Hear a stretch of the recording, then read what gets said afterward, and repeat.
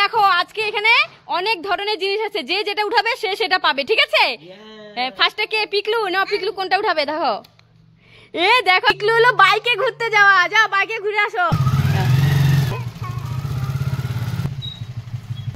এবার সিলেকের পালা, তিনটার মধ্যে কোনটা নিবি নিয়ে নে, দেখ তোর ভাগ্যে কি আছে।